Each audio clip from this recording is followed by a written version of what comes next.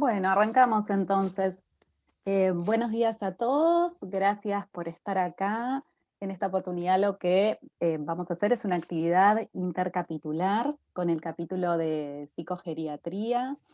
Hay miembros de este capítulo presentes, la doctora María Eugenia Benito, es médica psiquiatra, trabaja en el Hospital Rossi, además forma parte del staff del centro EPSIRE, ¿sí?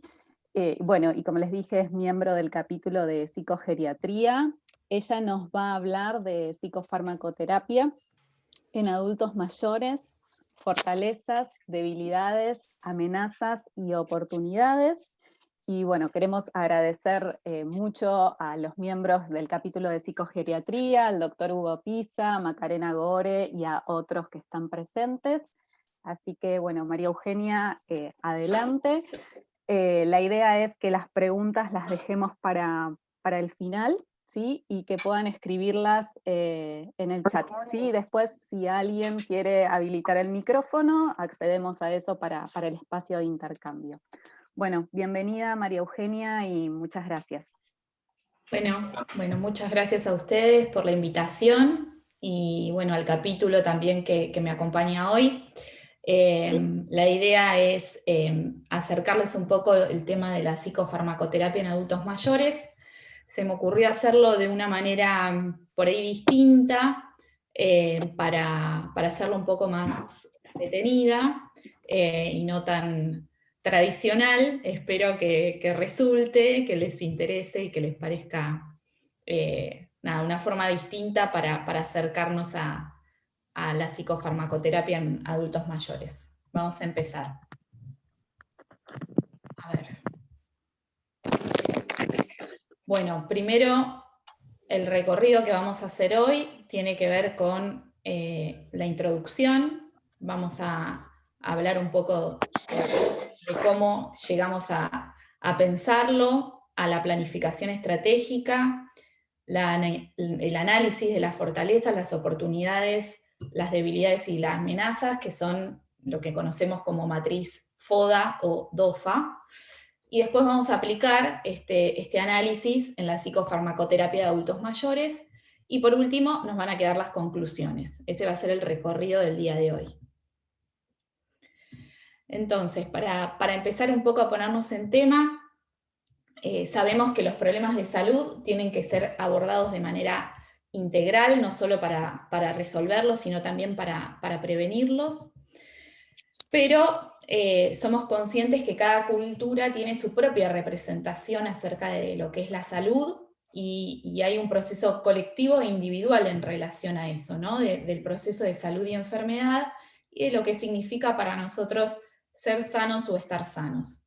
En psicogeriatría, más allá de ese concepto, tenemos otro, que es el de envejecimiento normal y patológico, que me parece que es importante transmitírselos, porque no es solamente entender, digamos, el concepto de enfermedad en relación a lo biológico, a las comorbilidades médicas, porque obviamente todos conocen que el adulto mayor por lo general tiene muchas comorbilidades, sino para nosotros es desde otro punto de vista que es más integral, que tiene que ver desde el punto de vista psíquico, de cómo ese sujeto vivencia su envejecimiento, las herramientas que pudo ir adquiriendo para encarar ese envejecimiento de un modo saludable, que tiene que ver con la capacidad de introspección, con la valoración del tiempo, la proyección que pudo hacer y demás.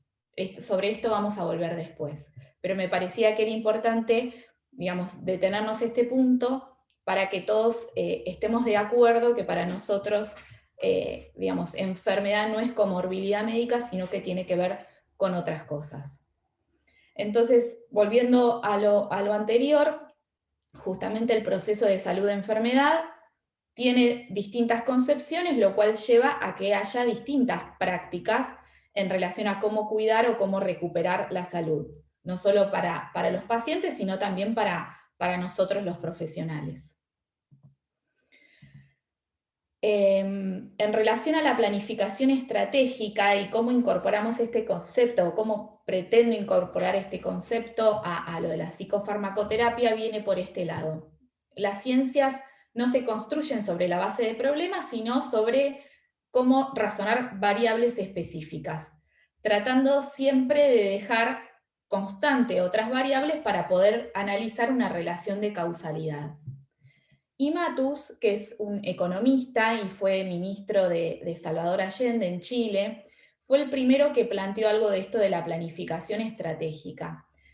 Y partió de este punto, ¿no? Del abismo que hay entre las ciencias y la acción.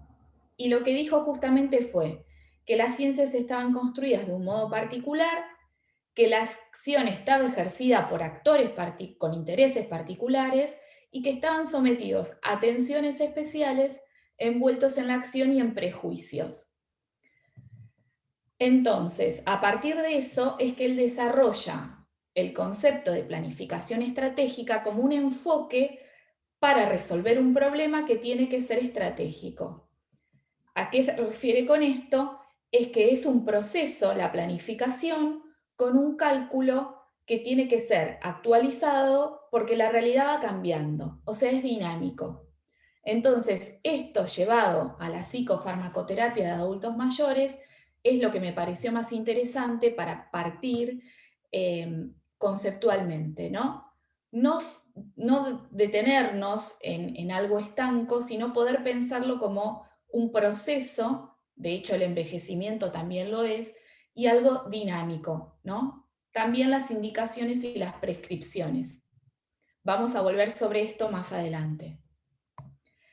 Entonces, ¿cómo aplicamos la planificación estratégica en la psicofarmacoterapia?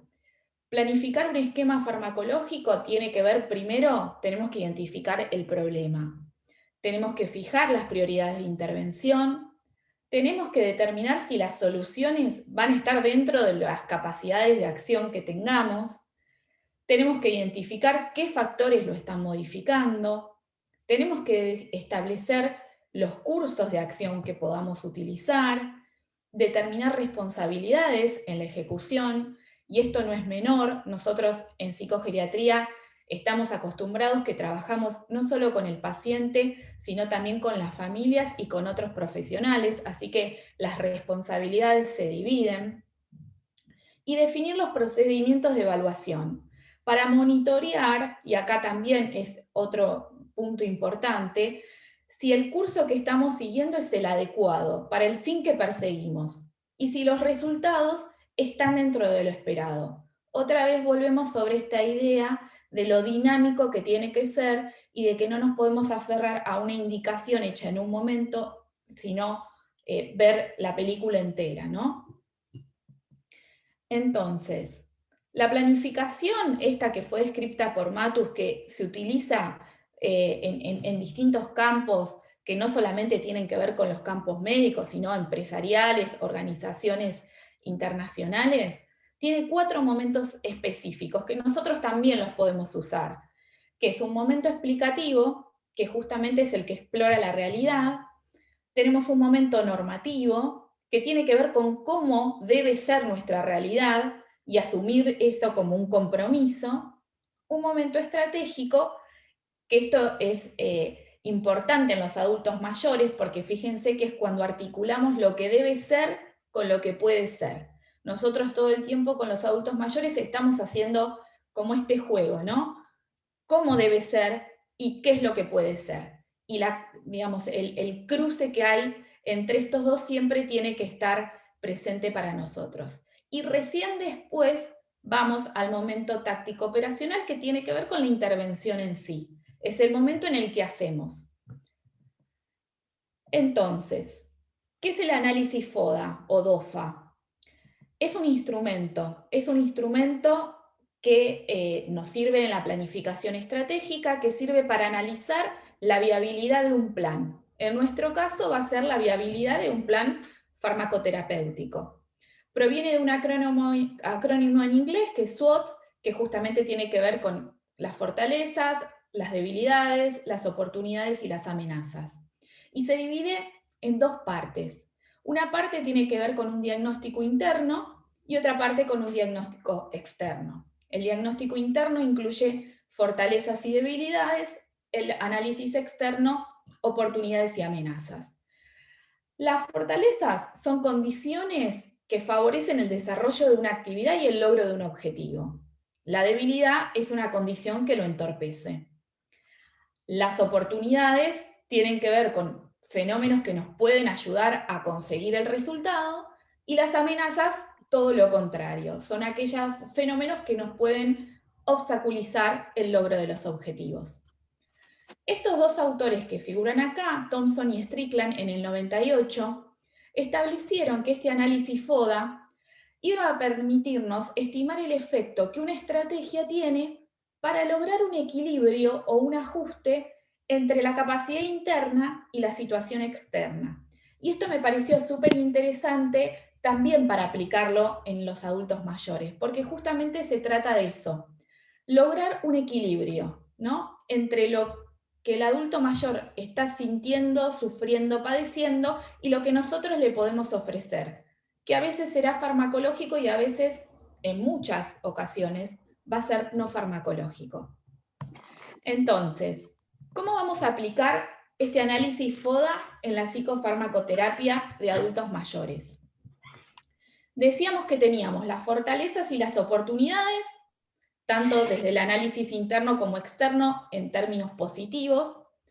Fortalezas, el envejecimiento normal, que como les había dicho hoy, para nosotros no tiene que ver con ausencia de enfermedad o comorbilidad médica, sino que tiene ese otro concepto.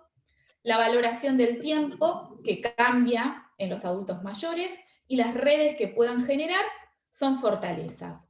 Y son oportunidades para nosotros encontrarnos con una familia continente, poder hacer un trabajo interdisciplinario, la paciencia fundamental como profesionales a la hora de atender a un paciente adulto mayor, que nos continuemos formando, como lo estamos haciendo ahora, y la comunicación, esencial en el trabajo con adultos mayores.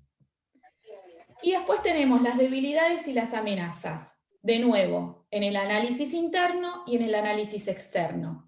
En las debilidades vamos a encontrar cambios farmacocinéticos y farmacodinámicos, el envejecimiento patológico, entendido como trastornos psiquiátricos, cognitivos, los síndromes geriátricos, la dependencia y la institucionalización.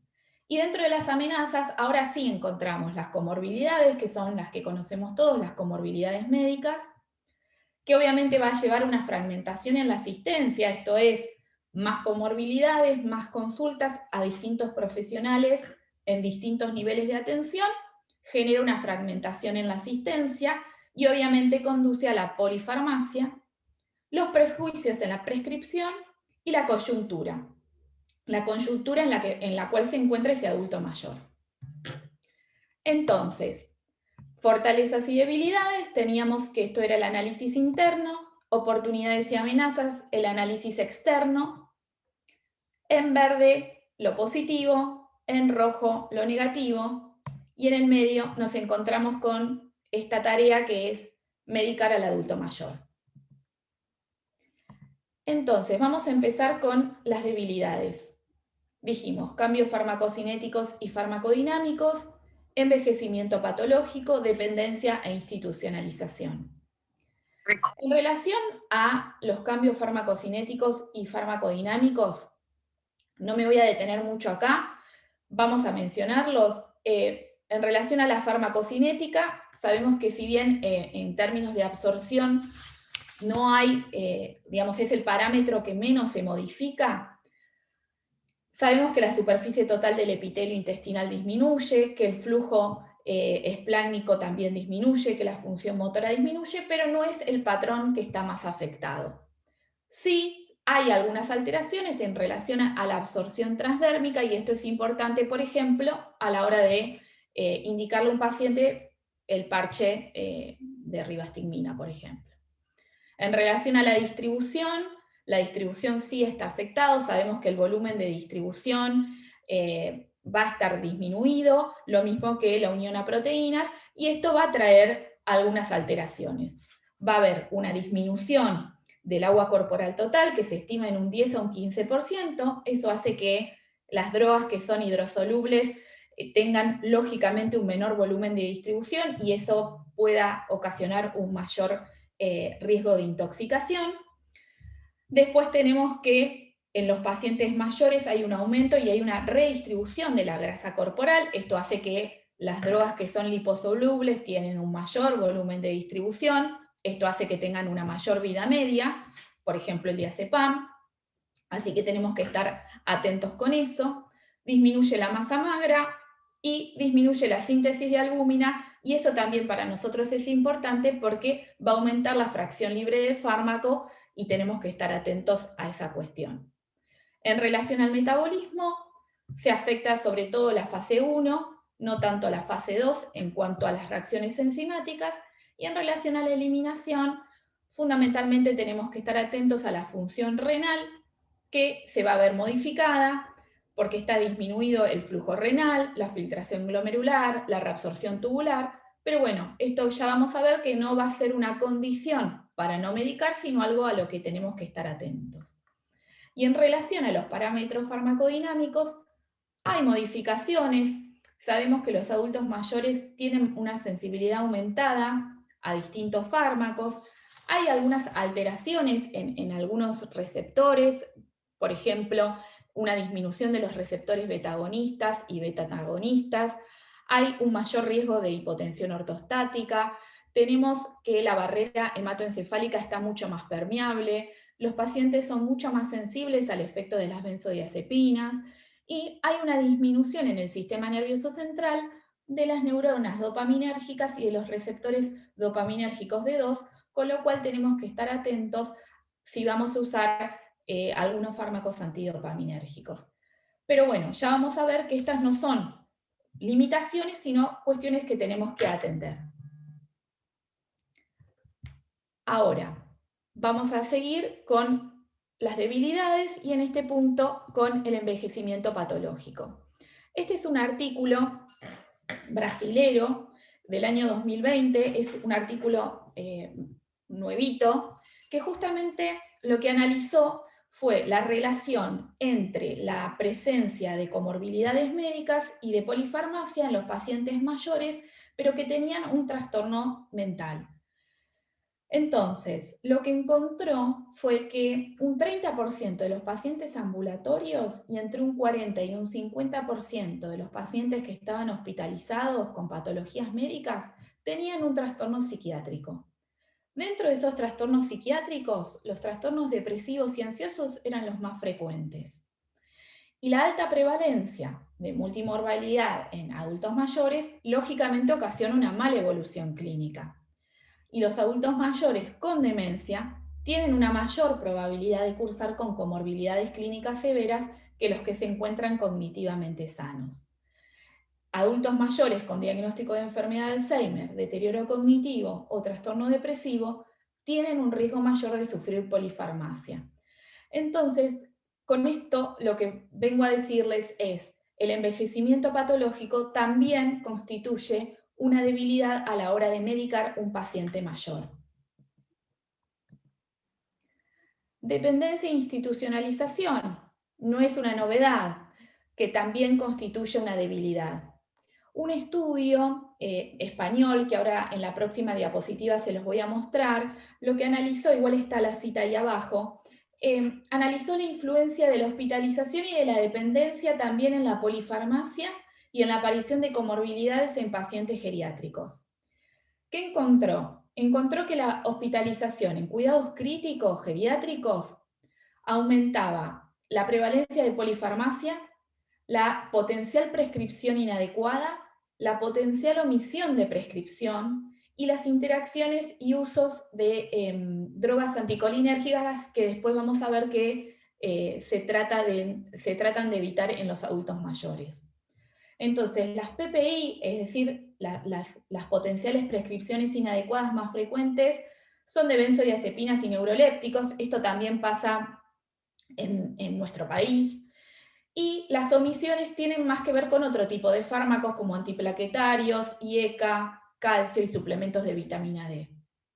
Ahora, en el caso de los pacientes dependientes, esto es interesante, no hallaron datos que pudieran avalar lo que todos sabemos o que todos manejamos, la idea de que todos manejamos puertas adentro de nuestro consultorio o cuando vamos a visitar a algún paciente al domicilio.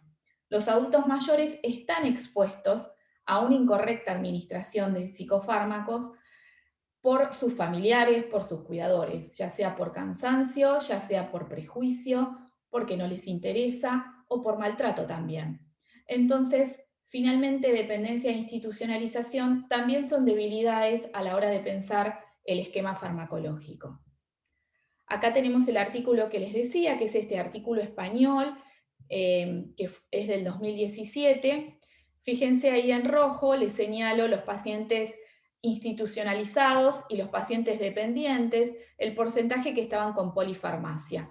29% en los pacientes dependientes y un 24% en los institucionalizados. Seguimos con las amenazas. ¿Qué tenemos? Lo que habíamos dicho hoy, ¿no? Comorbilidades y fragmentación en la asistencia. No me voy a detener mucho en esto, por eso, digamos, lo pongo en colorado, pero vamos a centrarnos en los otros tres, pero los otros tres no son sin estos dos, ¿no? Las comorbilidades médicas que hacen en una fragmentación en la asistencia y la fragmentación en la asistencia que deviene en una polifarmacia. Entonces, las amenazas sobre las que voy a hablar son la polifarmacia, el prejuicio en la prescripción y la coyuntura. Empecemos con polifarmacia. La polifarmacia entendida de dos maneras, de una manera cuantitativa y una manera cualitativa. La manera cuantitativa es esta que conocemos todos, que tiene que ver con la cantidad de fármacos utilizados. En la literatura varía entre 3 a 6, en promedio decimos 5 psicofármacos.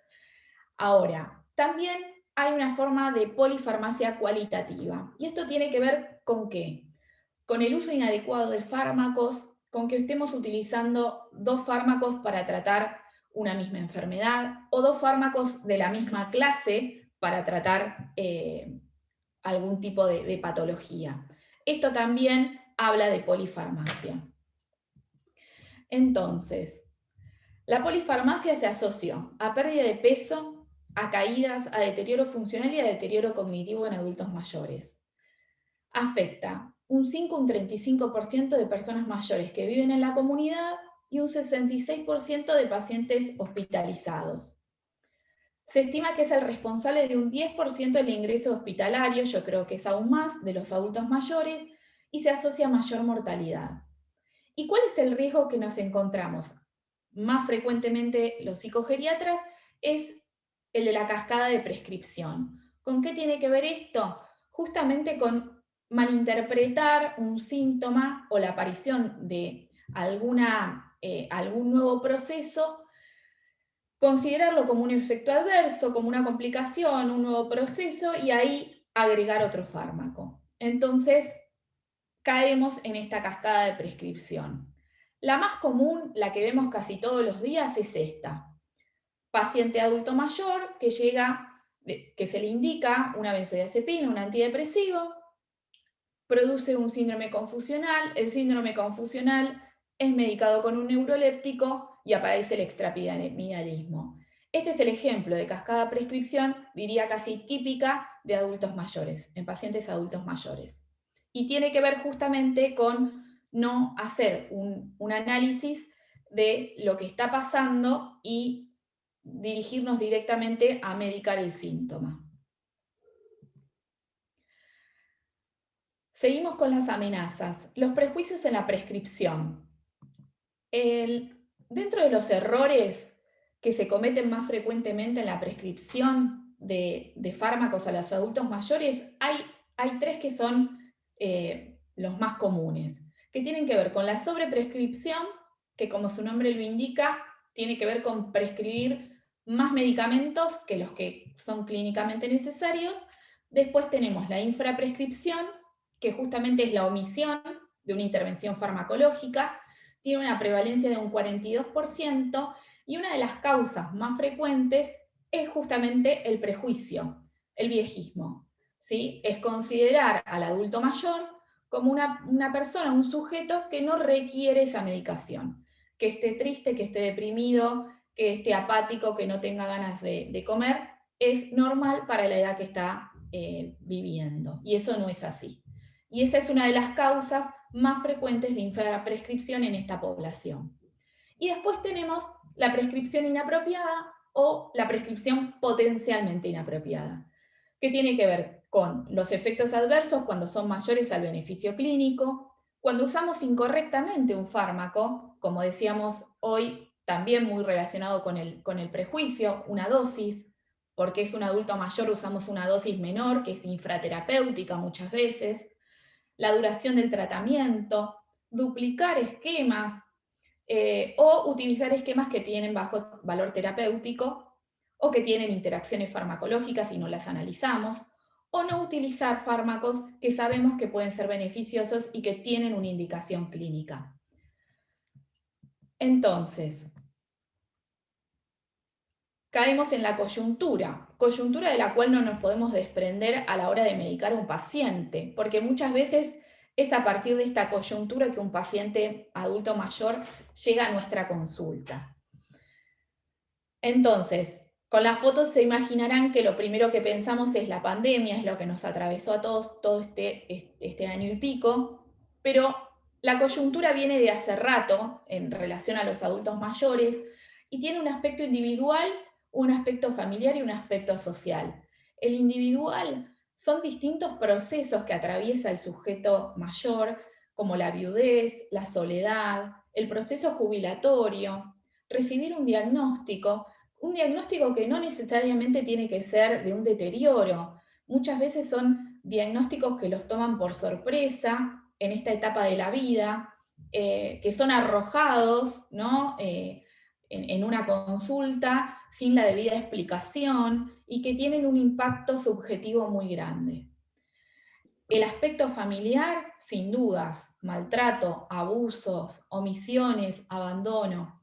Este mes, el 15 de junio, fue el día de la toma de conciencia del abuso y el maltrato del adulto mayor, justamente para visibilizar algo de esto que sigue sucediendo y que es una coyuntura que encontramos muy frecuentemente cuando escuchamos a un adulto mayor que nos viene a consultar por un trastorno de ansiedad, por un episodio depresivo, porque no puede dormir. Muchas veces tiene que ver con esto.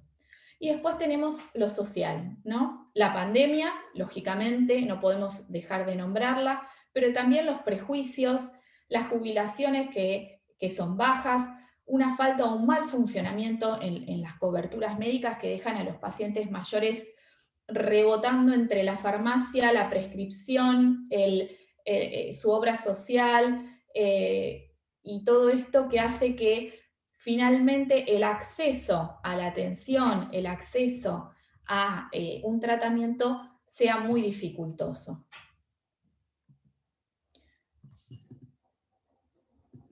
Bueno, vamos a pasar ahora a las fortalezas y las oportunidades.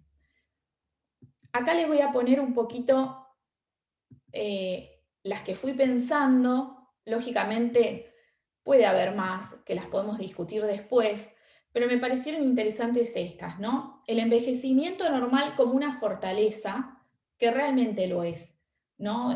Sobre esto tenemos que seguir trabajando mucho para desprendernos de esta idea de que envejecer tiene siempre una connotación negativa. Hay pacientes que tienen un envejecimiento normal, un envejecimiento activo, que siguen incluidos en la sociedad, en sus familias, en trabajos. Entonces, eso resulta una fortaleza a la hora de abordarlo psicofarmacológicamente. Lo mismo que el tiempo que tienen, el tiempo que disponen y la distinta valoración del tiempo que hacen estos pacientes. Contar con la familia y con redes es importante, es una oportunidad. Y lo mismo para nosotros como profesionales, tener siempre en cuenta la comunicación, la necesidad de un trabajo interdisciplinario, la necesidad de seguir formándonos no solo en los fármacos nuevos que pueden ir apareciendo, sino también en esto, ¿no? En el vínculo con el paciente y tener paciencia. El gran eslogan de la psicogeriatría es empezar despacio y subir despacio en relación a los fármacos, pero yo lo amplío a todo lo que tiene que ver con la atención del adulto mayor. No nos puede llevar el mismo tiempo atender a un paciente joven que a un paciente adulto mayor, porque los tiempos son otros, los tiempos de ellos y los tiempos nuestros para evaluar todo esto que venimos charlando. Entonces, vamos a desglosar un poco las oportunidades.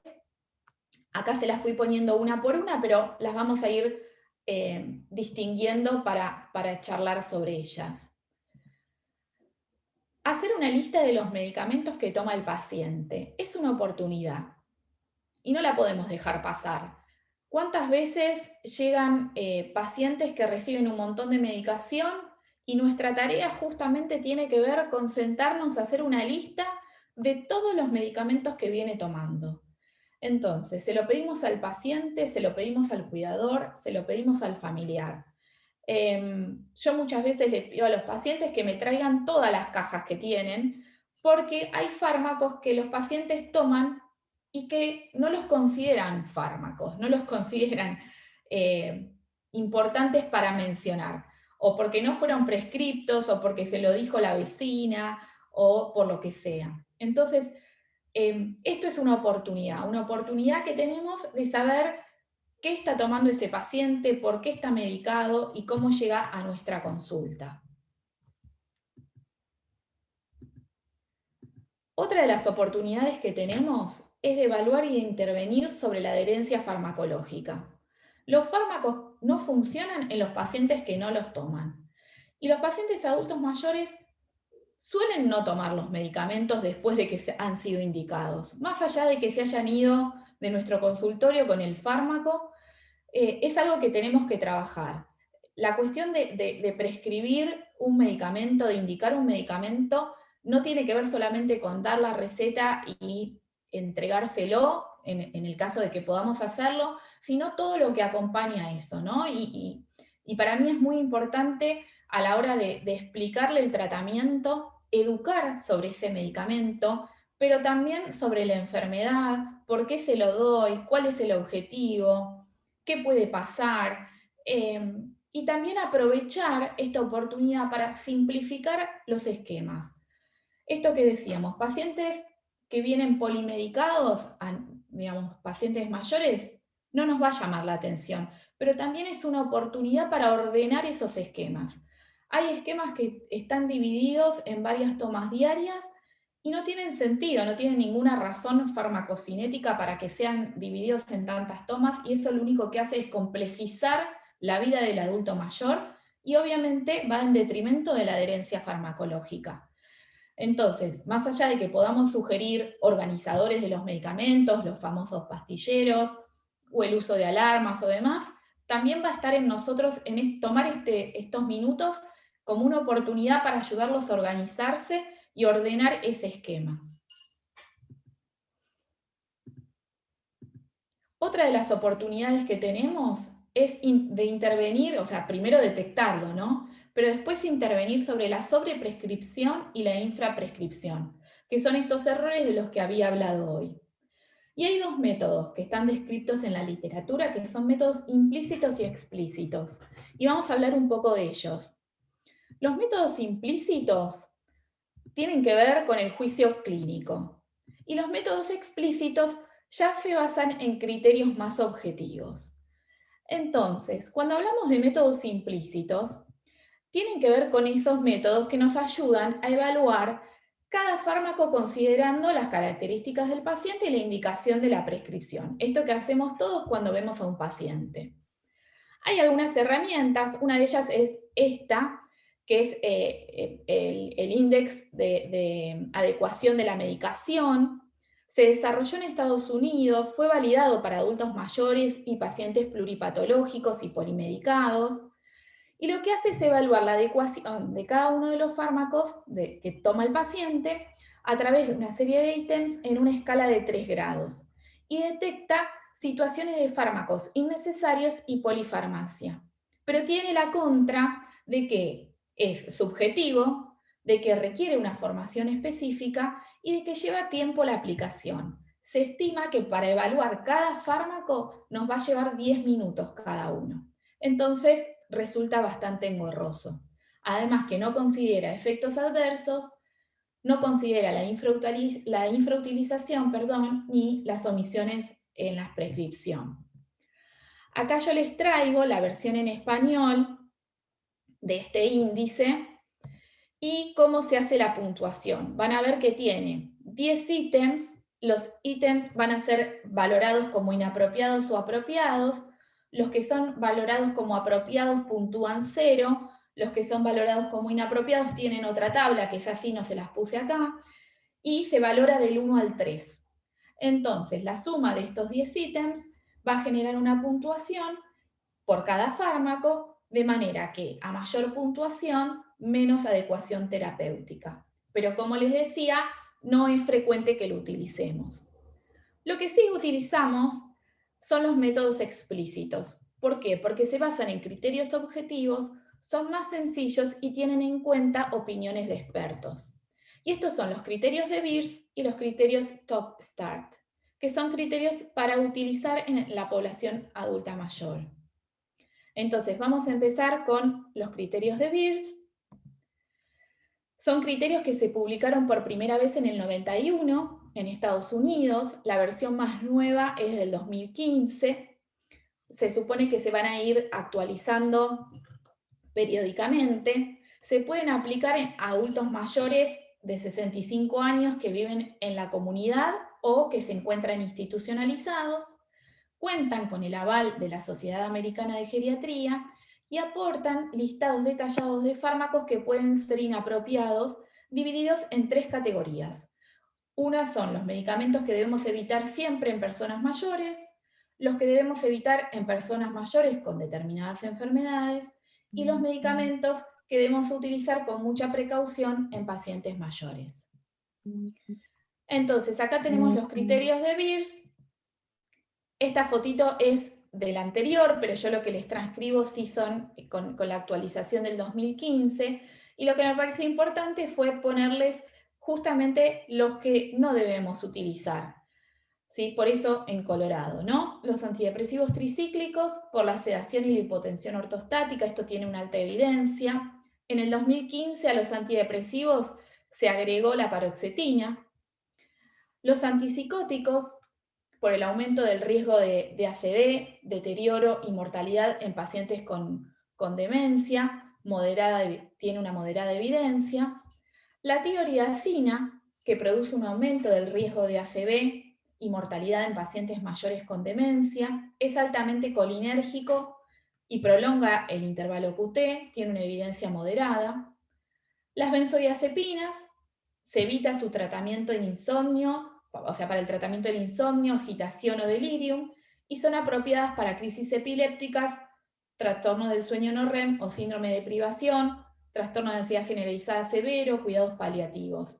Esto ya lo habíamos visto hoy, que justamente producen una sensibilidad aumentada y hay un metabolismo más lento, sobre todo con los de vida media larga, por ejemplo con el diazepam. Esto tiene una alta evidencia. Y después tenemos los hipnóticos no benzodiazepínicos, que cuando surgieron se los consideró como una gran opción, pero ahora se sabe que no sería del todo conveniente, y los criterios de Beers a lo que apuestan es que se evite su uso crónico. Uso crónico definido como más de 90 días. ¿Por qué? Porque tendrían efectos similares a las benzodiazepinas, con poca mejoría en la latencia del sueño y duración. Y la evidencia es moderada. Bueno, ahí no sé qué pasó con esos rayones. Acá tenemos los criterios de Stop Start. Estos criterios fueron elaborados en el 2008 en Irlanda. La última versión es del 2014 y están agrupados por sistemas orgánicos y contienen 87 criterios Stop y 34 criterios Start. Justamente los criterios Stop se diseñan como afirmaciones para describir posibles casos de prescripción inapropiada con una explicación precisa de por qué su prescripción es inadecuada. Y los criterios START tienen que ver con la prescripción inapropiada pero por omisión, con lo cual nos indicaría o nos daría la pauta de que debemos iniciar esa indicación.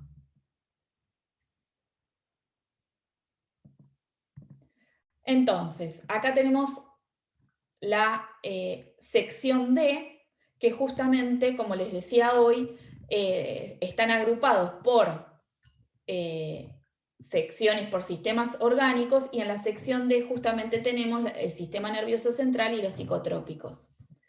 Entonces, nos alerta sobre no usar antidepresivos tricíclicos, justamente en pacientes con demencia, con glaucoma de ángulo estrecho, con trastornos en la conducción cardíaca, pacientes con prostatismo, retención urinaria, sobre todo esto tiene que ver con el efecto anticolinérgico, o como tratamiento antidepresivo de primera línea. Los neurolépticos con efectos antimuscarínicos moderados o graves en pacientes con antecedentes de prostatismo o de retención urinaria. Los IRS en pacientes con hiponatremia significativa concurrente o reciente con un sodio menor a 130. Las benzodiazepinas durante más de 4 semanas. Los antipsicóticos que no sean quetiapina o clozapina en pacientes con parkinsonismo o enfermedad por cuerpos de Lewy. Los neurolépticos en pacientes con demencia y síntomas conductuales, salvo que sean graves o no respondan a otros tratamientos. Me salté ahí los anticolinérgicos y los antimuscarínicos para tratar efectos adversos extrapiramidales de los neurolépticos. Los neurolépticos como hipnóticos, esto es interesante, salvo que se traten de pacientes con psicosis o demencia. Los inhibidores de la acetilcolinesterasa en pacientes con bradicardia, bloqueo o síncope. Las fenotiacinas, la levodopa o agonistas dopaminérgicos para el temblor esencial y los antihistamínicos de primera generación. Y algo que se agrega en esta nueva versión de los criterios Stop-Start tiene que ver con la sección K, que son los fármacos que aumentan de forma predecible el riesgo de caídas en personas mayores. Y esto resulta muy interesante. Justamente vuelve a hacer hincapié en las benzodiazepinas por su efecto sedante, porque pueden reducir el nivel de conciencia y deteriorar el equilibrio. Los neurolépticos, porque causan alteraciones en la marcha y parkinsonismo.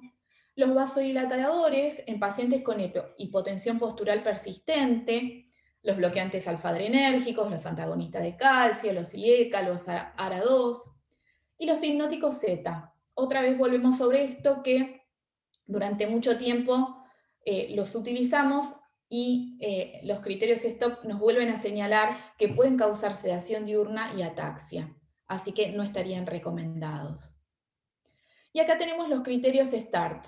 Los criterios START están en la sección C, que los que nos corresponden a nosotros, podríamos decir, ¿no? Sobre el sistema nervioso central, y justamente la versión nueva nos trae la levodopa, indicada en la enfermedad de Parkinson idiopática, con deterioro funcional evidente y consecuente discapacidad, los antidepresivos no tricíclicos, en presencia de síntomas depresivos moderados a graves durante al menos 3 meses, los inhibidores de la acetilcolinesterasa, como es el donepezil y la ribastigmina para el Alzheimer leve o moderado, o la demencia por cuerpos de Lewis, la ribastigmina, los antidepresivos recaptadores de la serotonina y los duales, la pregabalina, si los IRS están contraindicados para ansiedad grave persistente que interfiere con la independencia funcional, y los agonistas dopaminérgicos para el síndrome de piernas inquietas en el caso de que hayamos descartado ya deficiencia de hierro o enfermedad renal crónica. Bueno, seguimos con las oportunidades. Detectar los síndromes geriátricos, inducidos por la potencial prescripción inadecuada. Y en ese caso, usar la de prescripción como un tratamiento. Esto es interesante. No solamente pensar que el tratamiento va a consistir en la prescripción, sino también pensar la desprescripción. Entonces, el objetivo es reconsiderar la prescripción desde el principio. Como hablábamos en las primeras diapositivas, consideramos el proceso como un proceso continuo de prescripción-desprescripción, que se debe adaptar a cada persona y a cada circunstancia, y que va a concluir con la modificación de dosis, la sustitución o la eliminación de uno de varios fármacos o la adición de otros que no se tuvieron en cuenta. pero siempre lo que es más urgente tiene que ver con replantearnos la continuidad de un fármaco que está produciendo un efecto adverso o que puede ser dañino. Y para esto usamos los criterios de Beers y los criterios de Stopp que nos ayudan en determinar cuáles no son apropiados. ¿Cómo hacemos para incrementar el grado de confianza en el proceso? Bueno, los cambios los tenemos que hacer como siempre de manera gradual. Tenemos que hacer un seguimiento estrecho y tenemos que involucrar al paciente, al cuidador, a la familia, al que acompaña a ese paciente. ¿Y por qué me detengo en esto? Porque el proceso de prescripción es complejo no solo para nosotros, sino también para los familiares y para el paciente. Acá en esta diapo les muestro algunos de los riesgos, ¿no? Que aparezcan efectos indeseables, que se agrave el proceso de base, pero también las barreras que aparecen, las barreras del sistema sanitario y de la sociedad, que tienen que ver, por ejemplo, acá dice, ¿no? La receta electrónica, las guías clínicas, los protocolos, prescripción inducida, la sobremedicalización, lo que le dijo el vecino, las barreras del médico, que tiene que ver con esta inercia que tenemos muchas veces en continuar y dar continuidad a fármacos que ni sabemos por qué estaban ahí, pero los seguimos indicando. Las barreras que se pueden establecer en la comunicación, por eso hoy les decía como una oportunidad siempre tener presente la comunicación con el paciente y la familia. Y las barreras mismas del paciente, que tiene miedo que le saquemos una medicación que viene usando hace muchos años. Entonces, eso también es importante. Y las amenazas y debilidades, bueno, un poco lo que ya hemos hablado, ¿no? Que tiene que ver con los prejuicios, con el paternalismo, las indicaciones y demás. Entonces, me pareció interesante estas dos preguntas que nos podamos hacer en el momento de tener un paciente adulto mayor delante nuestro y estar pensando qué conducta vamos a tomar, ¿no? Entonces, poder preguntarnos, ¿es la expectativa de vida, que ya sea determinada por el pronóstico o por la evolución de la enfermedad del paciente, mayor que el tiempo que va a tardar el medicamento que estamos pensando en indicarle en obtener un beneficio clínico relevante? ¿Y es congruente la meta que estamos determinando por la valoración del grado de comorbilidad, del estado funcional, de la calidad de vida, con los objetivos que tenemos en la prescripción y desprescripción? Creo que con estas dos preguntas nos podemos plantar de otra manera frente a la de prescripción y a la prescripción. ¿Sí? Es evaluar el contexto, considerar la coyuntura. Por eso, acá lo que les traigo son unas páginas que están bastante buenas. Las tres son canadienses. La última, la MedStopper, tiene también aportes de la Universidad de Columbia. Y justamente esta última son todas de acceso gratuito, las podemos tener descargadas, tiene acceso online, así que las podemos tener en nuestra computadora, en el consultorio. Y esta última, les decía, MedStopper, nos permite, ya ni bien ingresamos, nos pregunta si nuestro paciente es un paciente mayor, si es un paciente con cierta fragilidad, y a partir de ahí podemos nosotros incorporar el fármaco que queremos de prescribir y nos dice cómo hacerlo, pero también nos ayuda con, bueno, los efectos que pueden aparecer y cómo manejar los efectos que puedan aparecer por la prescripción. Así que son herramientas útiles, además de los criterios STOP y los criterios de Beers, que podemos utilizar para la prescripción. Seguimos con las oportunidades. En este caso, hoy lo habíamos visto como debilidades, ¿no? La farmacocinética, la farmacodinamia, la función renal y la función hepática. Pero también tenemos que verlo como una oportunidad. No es una excusa que sea un paciente mayor, que sepamos, porque ya lo sabemos, que tienen alteraciones en estos parámetros para no medicar. Lo tenemos que tomar como una oportunidad. Los pacientes mayores pueden ser frágiles, pueden tener bajo peso, pueden estar anémicos, pueden estar deshidratados, pueden tener alteraciones en la función renal y en la función hepática, pero pueden recibir un esquema que se adecue a estas particularidades. Y acá lo que les puse debajo es un ejemplo, es un caso que pasó hace poquito en el hospital donde yo trabajo, que es un hospital público, una paciente adulta mayor que hacía un mes le habían amputado una de sus piernas, una paciente diabética, y le amputan la otra pierna. Hace un episodio de excitación psicomotriz muy, muy grave, arrancándose todo, poniéndose en riesgo, y los médicos no querían medicarla justamente por considerar que no había volumen donde distribuir, ¿no? El fármaco. Y bueno, me pareció interesante traerlo acá como, ¿no?, estos errores en la prescripción y estas inseguridades que tienen y que tenemos también muchas veces frente a estos pacientes frágiles, que porque sean frágiles no quiere decir que no tengan que ser medicados. Bueno, prevenir las reacciones adversas por retiro inadecuado de fármaco, otra oportunidad.